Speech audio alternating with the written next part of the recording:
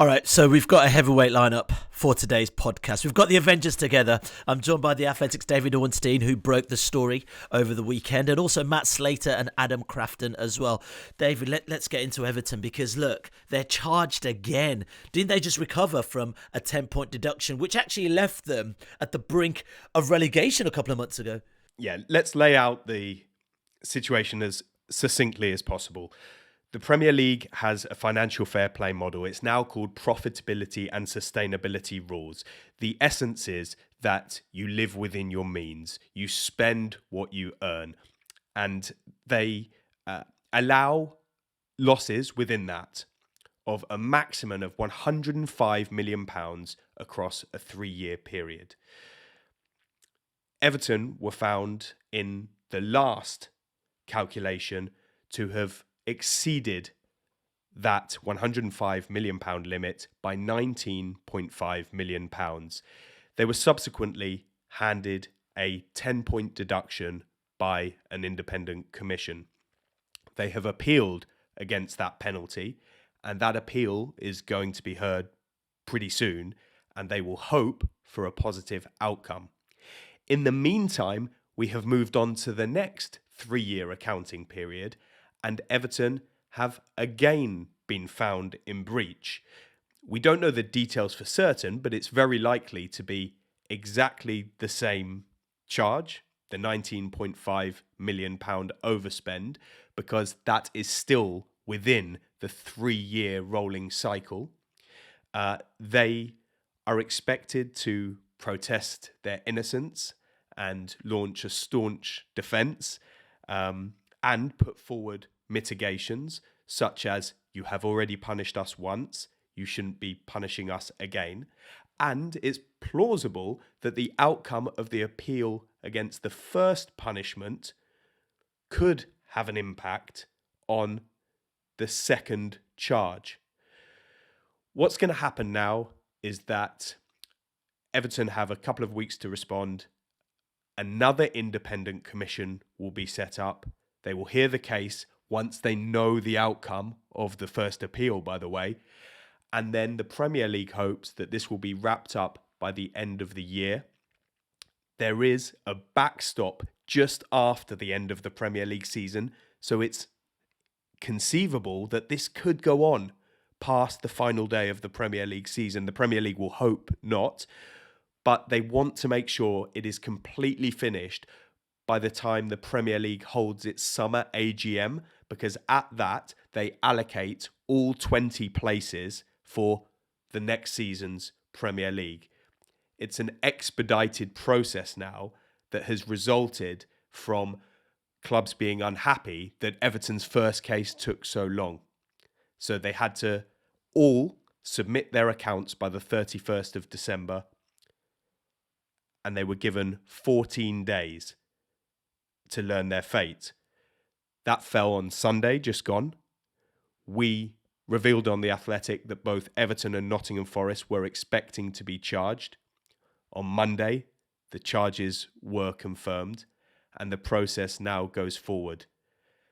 The rules are going to be changing again in the summer, which adds further complexity to the situation, and we'll get in to discuss that in this pod. You summed it up quite well there.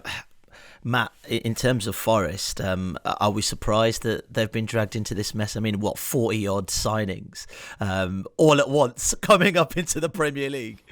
No, we're not surprised at all, are we? I mean, I think it was 42. I can't remember the actual total price tag. But look, when you're going to spend that much money on players and, of course, wages, you're going to be certainly in the conversation around an FFP breach. And I think the thing for fans to remember is just how we account for transfers. So, if you spend £100 million on a player, it doesn't immediately show up in next season's profit and loss account as £100 million. It is amortised. It is stretched over the course of the player's contract. So just really simply, I'll do it simply because it's early and my brain's not working quickly. £100 million player, 4-year contract, that's £25 million a year as your amortisation charge. So if you think about how complicated these these sums are, these submissions are, you have spend, there's a lag, it's sort of stretched over a period of time. So a big bout of spending, and if we go back to the Everton example, there was a huge sort of splurge by Moshiri initially. That spending is stretched over a period of time. Of course, you are selling players as well. Confusingly, the sale of a player happens immediately in your accounts. So there are sort of various things going on at once. So people often sort of get very focused on, my net spend this year. Why am I in trouble? Well, it'll be because your amortization costs. There's a lag there, and then equally. The Brennan Johnson example, I think, does raise some really interesting questions about, is this the best way? And I think, as David has alluded to, we're going to change. The Premier League is likely to mirror the move UEFA has already made, where we go to a sort of slightly different, it is actually quite radically different approach to this. It's this squad cost rule where, again, it's tied to revenue, so it's a percentage of revenue. But it is, I think, a bit of a more subtle tool. We can maybe talk about that later. But with this timing issue, this Brennan Johnson issue, I think that Forest do have a reasonable point to make. But again, I want to stress, and I've heard it again on the radio this morning as I was making my breakfast, this idea that these are alleged charges, right? Or that's not quite how this system works. It really is an adding up exercise. Forest and Everton have accepted their breaches. They've accepted, right? They've handed their submission in and go, yeah, we're over. There is no allegation. What we have now is a conversation around mitigation, right? Sorry, Your Honour. Yeah, we're over your limit. Of course we are. Here's our numbers. Everyone could see it. However, this is why we're over. And if we go back to the last Everton case, it was a much more of a contested conversation, again, around that stadium interest point, which, again, David gave a very Everton-friendly account. I can assure you that is not how the Commission saw it last time, and it's also not how a lot of Everton's rival clubs see it. We could be doing this for half an hour. We did actually do a whole podcast on it. Everton made choices about how they tackled the issue of funding a stadium. The Premier League does not punish clubs for building stadiums. You capitalise stadium costs. Everton did it in a slightly unusual way. Some of it bad luck, to do with they thought they were going to get this, this wonderful naming rights deal from Farhad Moshiri's business partner Alisher Usmanov. Some of it was because their accounts were such a mess. They were so poorly run that they couldn't borrow from the market early. There is, with the Everton story, so much of it is a combination of bad luck. It is. There are bits of their story which are unfortunate, but a lot of it is self-inflicted as well. The rules were pretty clearly laid out. They're in the handbook. Fans can download the handbook if they want to. We've gone for a system where we are trying to tie spending on the pitch with how much money you're bringing through the door. So that as a concept is not that hard to address, and it's a challenge for all clubs to stay on top of it. Yeah, I'm just thinking about what they might both have in common, really, and I think we were speaking about this just before we started recording the pod, and I think Ollie Kay writes about it this morning, in that they're fundamentally being punished for a lack of strategy, or that perhaps their machine isn't as sophisticated as the other ones, Chelsea, Manchester City, Adam. Yeah, I mean, Everton, it depends how far you want to go back, really, with Everton. Everton were, for many years, if you go back to the time where David Moyes was there, they were the club that would kind of be the Premier League's dream club, right? They were being run pretty sustainably. They'd buy players cheap, they'd sell reasonably well. And then obviously you have the Farhad Moshiri reign, which has been completely shambolic. And, I suppose this is where you get to the whole question about the fit and the proper owner. What safeguards do you have from somebody who appears to have the money to buy a club, but then comes in and has, a pretty awful strategy, which involves spending a load of money and running a club pretty unsustainably. Now, at the moment, there seems to be a bit of talk around, and we're putting all different strings here because there's so many different ways you can weave at this conversation. But what you're starting to see is almost this backlash now completely against FFP, as though it's all kind of one big conspiracy to forever and ever and ever lock in the same clubs. Now, we can have a conversation about that, but if we're going to have that conversation, we also have to remember why financial fair play has been necessary. And that is because football clubs couldn't really be trusted to run themselves sustainably. Clubs were at risk of going out of business. Even with these rules in place, Everton are in an incredibly fragile situation. I mean, let's see what happens with the takeover that's about to happen, or if it happens at all at the moment, what they're going through. So these clubs do need protecting from themselves at certain times, and the best way to do that is probably the bit that's contested. Where I have sympathy for Everton is in, one, they're kind of being done twice, some of which is on the same thing. But where I have very little sympathy is, their calculations appear to be being based on money they were going to be getting from a commercial deal with a guy in Uzmanov that they'd spent years telling us they didn't really have ties to, right? And then all of a sudden, you have these accounts come out and you have these punishments, and we have in Everton's statement, due to the war in Ukraine, unforeseen circumstances. Well, unforeseen to a certain extent, but people who were paying attention to what was going on in Russia and Ukraine for the last few years, this wasn't completely unforeseeable, that there could be a point down the line where access to some money becomes a bit more difficult. So if you're basing your projections and how you hope to bring in revenue, commercial revenue, on that basis, then it puts you at risk. And that's how it's kind of turned out for Everton. I understand the frustration of the supporters, but I mean, the rules are there for a reason. They've accepted that they've broken them. It's really a case now of almost like damage limitation. How much can you get these points deductions down? Can you get a fine instead of a points deduction, perhaps? But is a fine a sufficient enough disincentive for other clubs, to not push at the boundaries? What you're seeing at the moment is you'll have clubs like Everton and Forest now kind of saying these rules aren't fit for purpose, perhaps, or the rules need to be changed.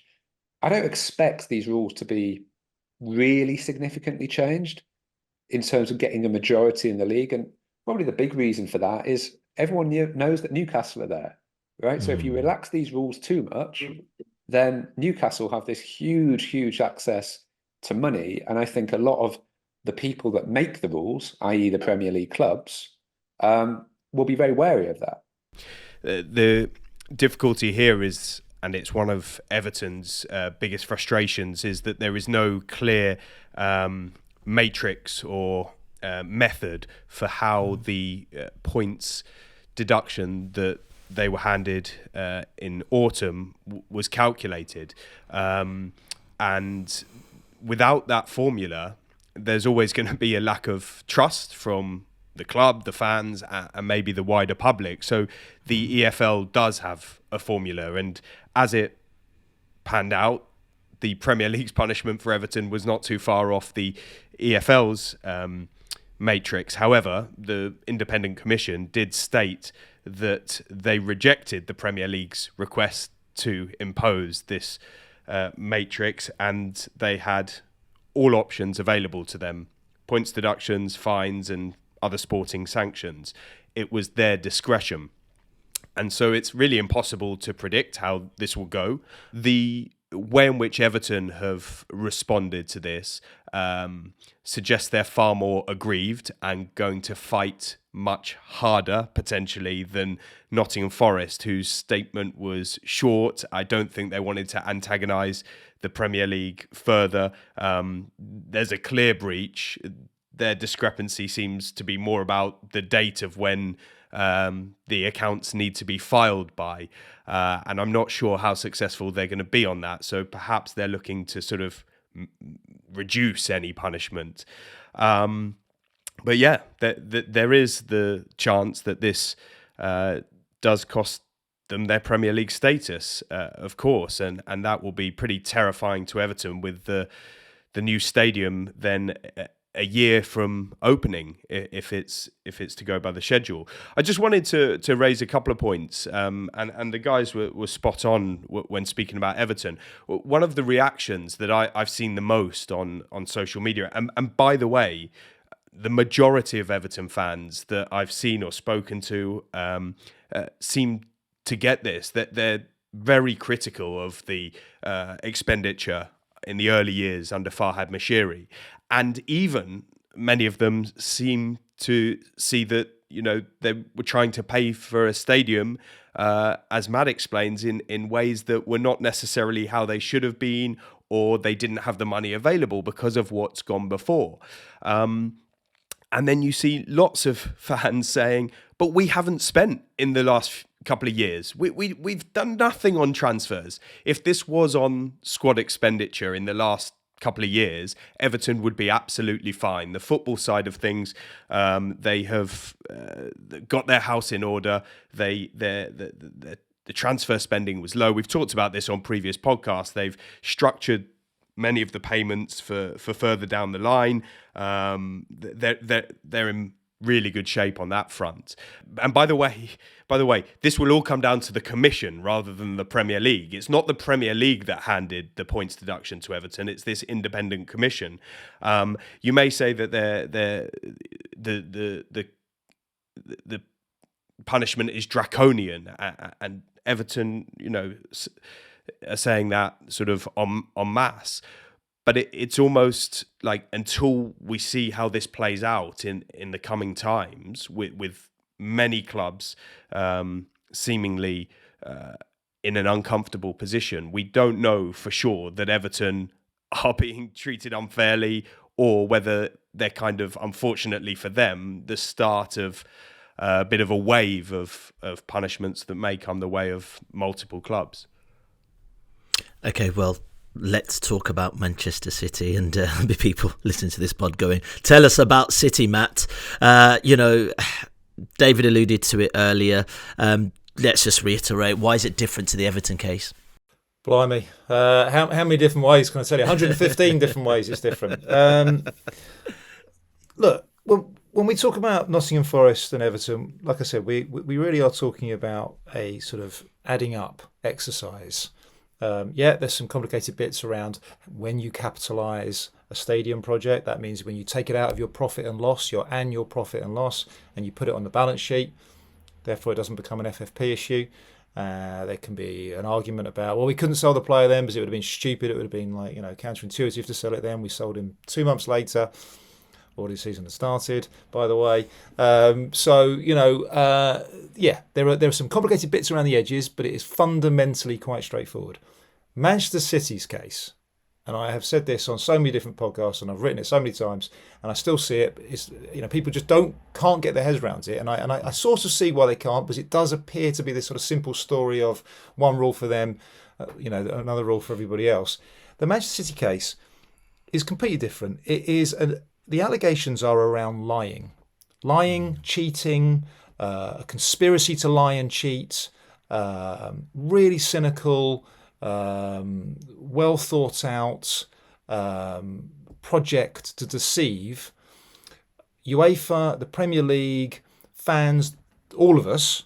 They've been through a couple of processes already. They lied to those processes. Do you see the point? I've said lie about 3 or 4 times. When you accuse someone of lying and cheating, that's a big allegation. You need big proof, right? And it's not. Then we have to think about, okay, well, who are we accusing of lying and cheating? We're accusing the owners. We're accusing, the owners presumably lying to the auditors because all these accounts were audited. We're accusing, because this is all about Manchester City's inflated sponsorship deals, so the sponsors were in on it. And then we start to think, well, hold on, who owns Manchester City? Well, okay, then we have a little debate about whether it is UAE or whether it's just the Deputy Prime Minister of UAE. But anyway, Sheikh Mansour, powerful member of the UAE Abu Dhabi royal family, you're saying you lied. You were in on it. This is massive. This is massive for the Premier League. It's pretty big for the UK. This is not a simple case. I still sometimes, I sort of think I'm quite surprised the Premier League have even done this. They have. They put the charges in. They spent a fortune on this. They've been fighting this for years, and there's a ways to go yet. That is why the two examples, if your straightforward PSR cases, your FFP cases, and what Manchester City are charged with, totally different. It will take as long as it takes. Yeah, well, this is what I was also thinking in terms of corporations in general, and trying to get off the hook, or I don't know, trying to shift things a bit further on down the line. Adam, is it just the case that City have got incredibly good lawyers, and it's almost as if they know their realms within their position in the law at this moment in time, and because they have got great lawyers, it sort of extends this case a bit further and further on. Well, they've all got good lawyers. You'd think, and they've all got access to quite a lot of money. So it's certainly true. City have been aggressive legally, and they've taken every possible step at certain times to make sure this isn't necessarily the fastest process. However, they're absolutely entitled to do that. They're being accused of really, really serious things. And, many people in the same situation would do the same. The issue the Premier League have is that for most people, they aren't going to be following this in the depth that we are, or Matt, or certainly that Matt has been for the last decade. And as a result of that, what the headline that you see, the headline that you kind of feel is there's a load of clubs being accused of financial issues, and some clubs that are seeing the consequences of that much faster than the club that's getting the medals at the end of most seasons. And that is an optics issue. It's a communications issue.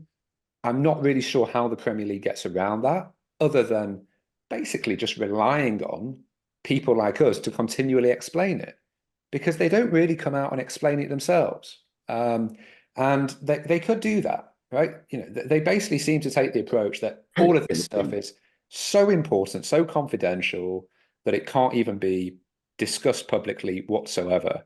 And actually, they could, right?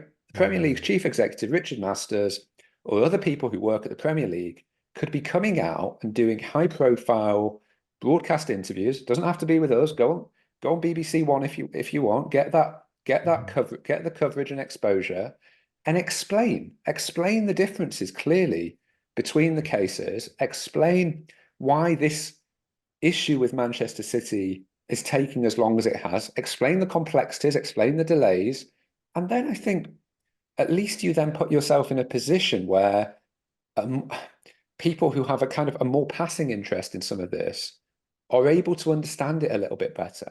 But the Premier League doesn't work like that. And you wonder where that's coming from. Is it coming from kind of the people at Premier League HQ who don't really have that personality, who want to do that, who don't necessarily see themselves as perhaps being strong enough to do that in terms of their positions?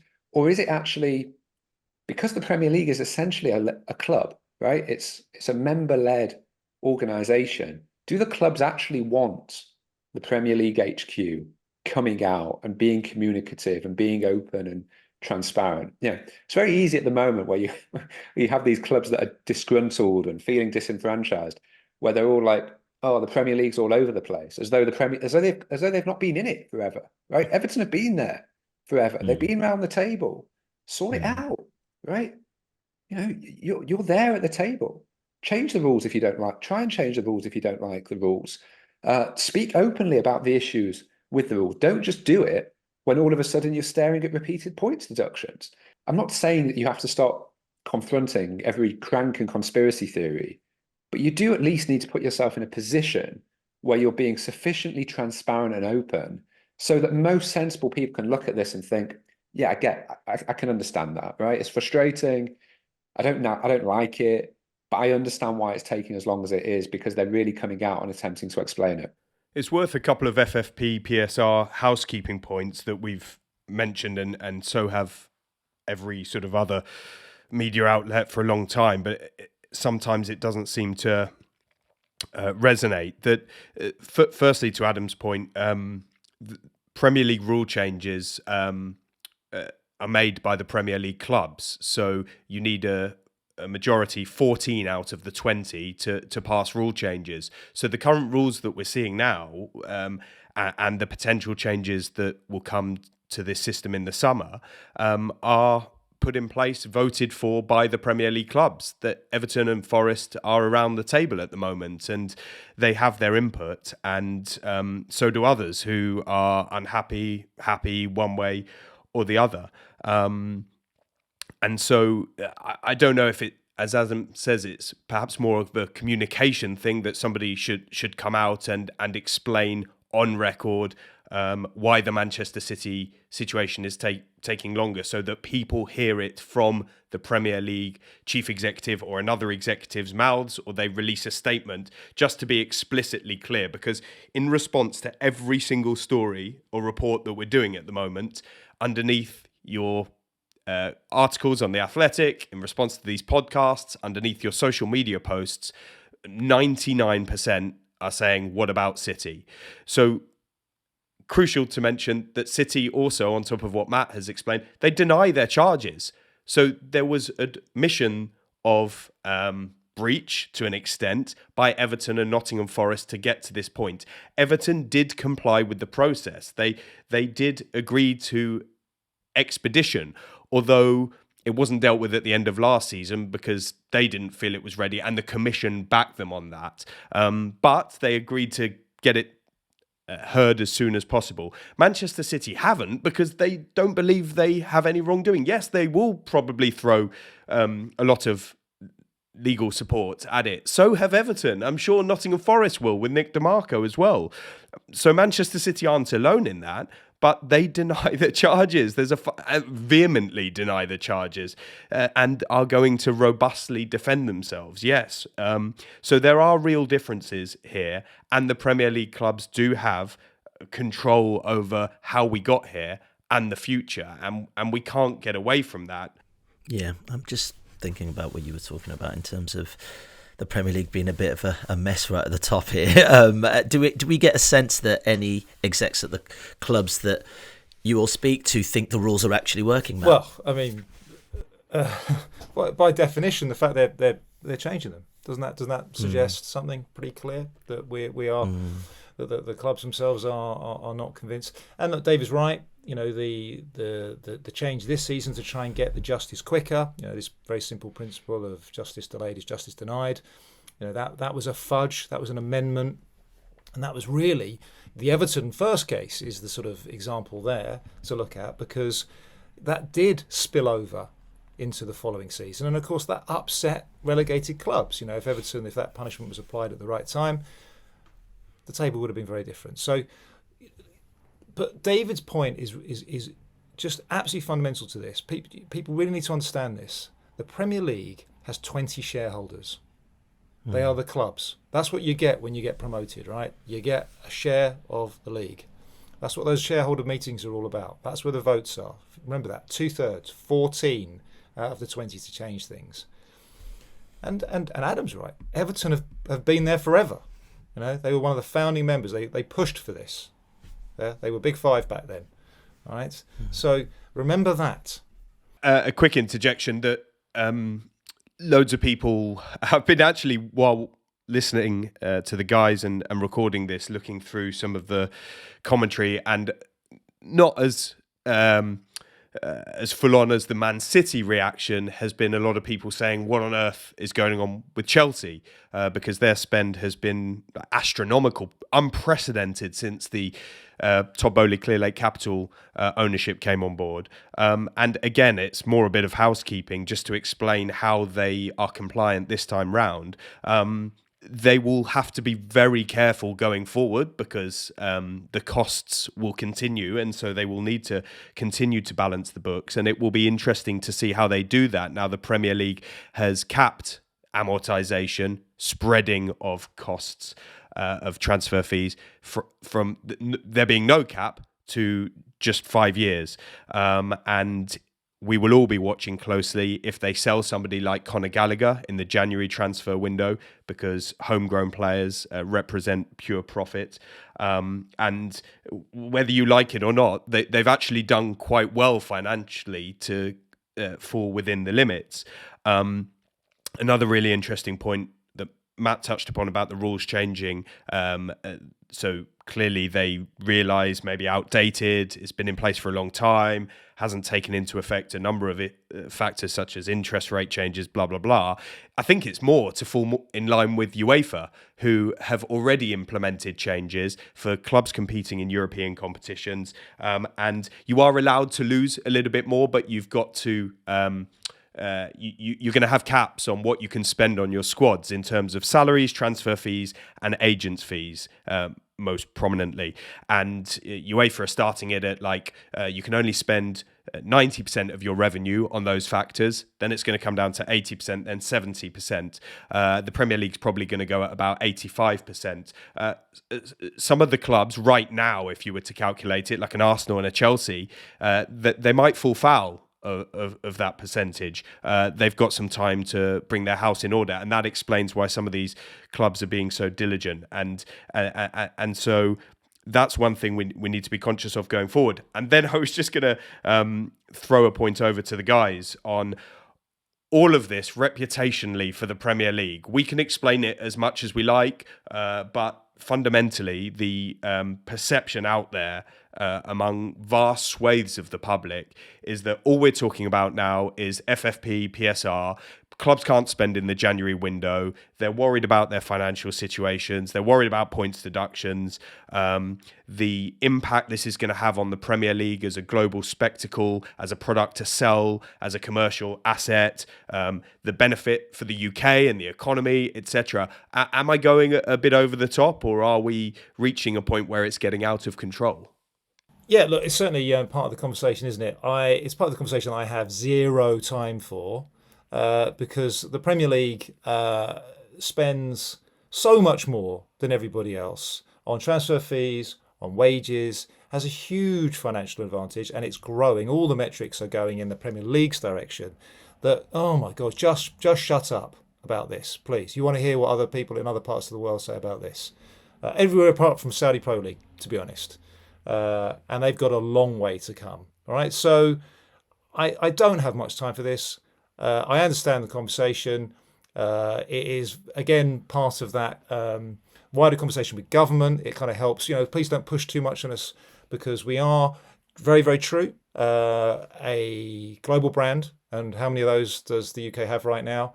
And it does actually return a lot of money to the exchequer, through tax receipts. It is a wonderful story. It certainly wasn't a given in 1992 that the Premier League would be the world's best domestic football league. Not at all. So well done, the good people at the Premier League and the clubs and the media and the players and everyone that has contributed, and the fans, to creating the success story. But the idea that, a little bit of controversy around PSR and maybe a little bit of belt tightening now is going to damage this product, I'm sorry, there is absolutely zero evidence for that. The flip side of this is we have seen, look at what the golfers were offered, right? With Live Golf to go and play there. Look at what PSG were offered in the summer by a Saudi club for Kylian Mbappe, 300 million, right? That wasn't a fake story. That was what they were offered. And as a result of that, if you're basically saying the Premier League completely relaxes these regulations, well, everything else that we've seen about Saudi investment and the speed at which Saudi wants to impact the world would suggest that they would do very similar things with Newcastle. Now, some people would say, fine, let them. Other people will say, you would be creating an uncompetitive environment in a more damaging way than what is currently in place. Now, is there some sort of happy medium, right? Is there some sort of happy medium that both protects and safeguards clubs so they can run sustainably, but also allows owners to be a little bit more ambitious, particularly in those first few years, right?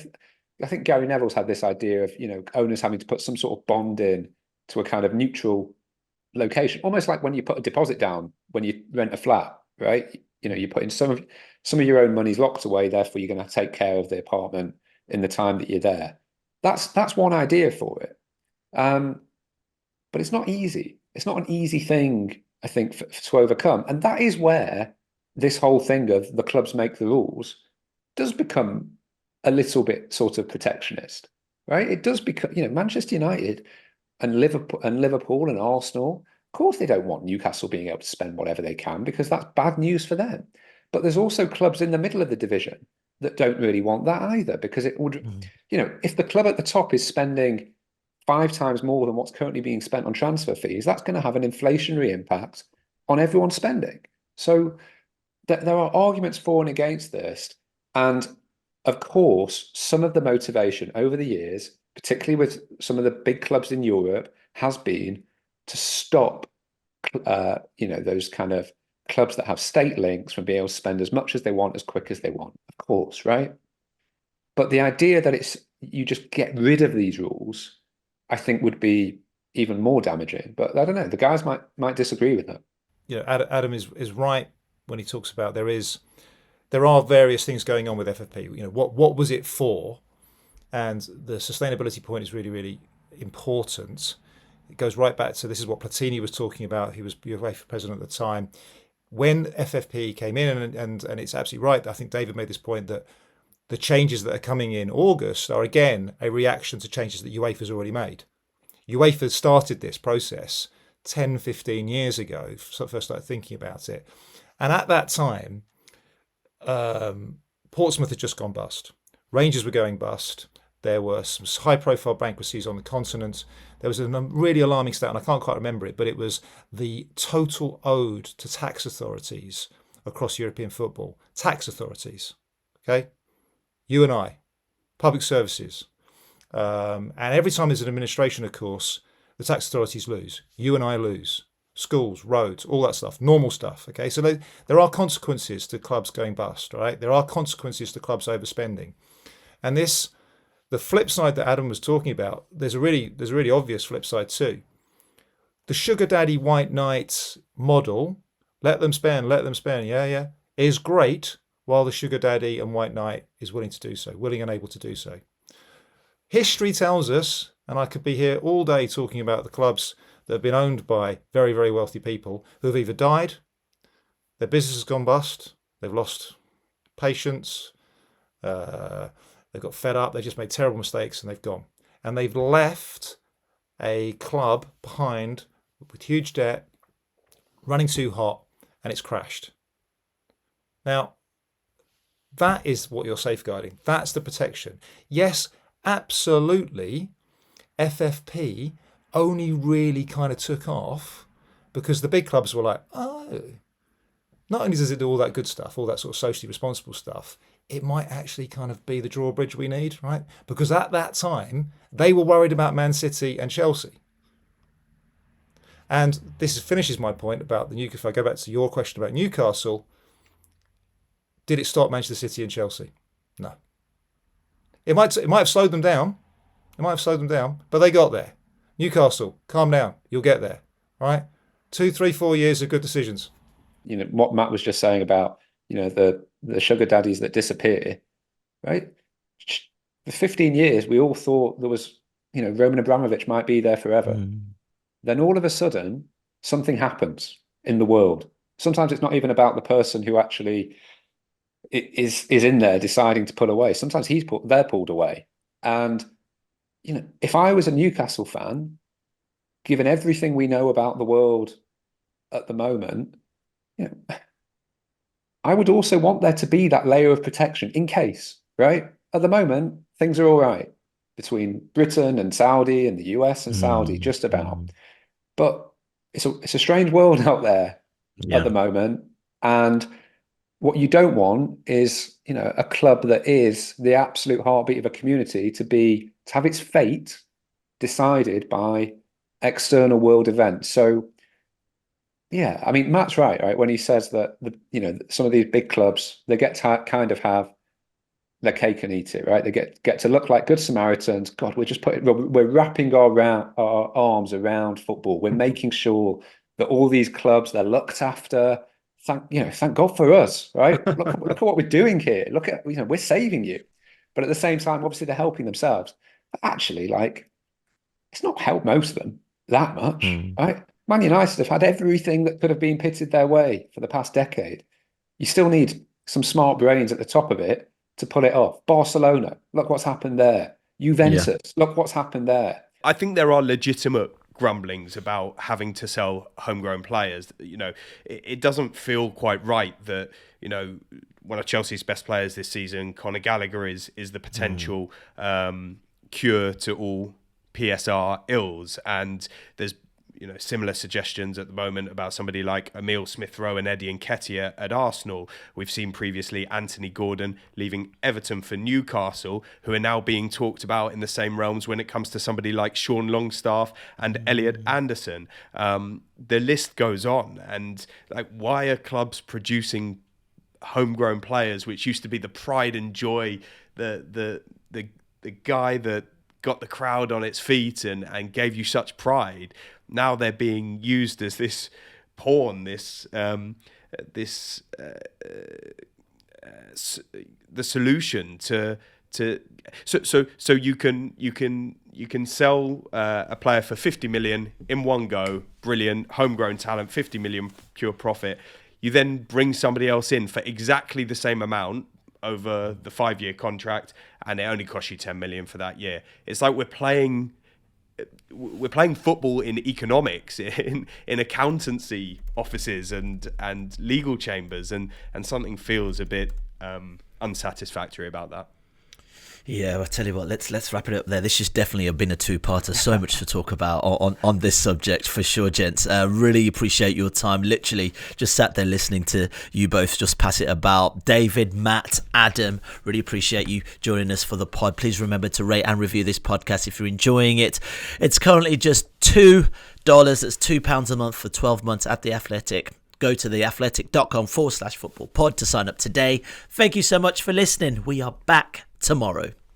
If you like this video, click subscribe for more content like this. We'll be joined by the likes of David Ornstein, Matt Slater, Adam Crafton, Carl Anker, and plenty more through the season to bring you the inside track to the biggest stories in football.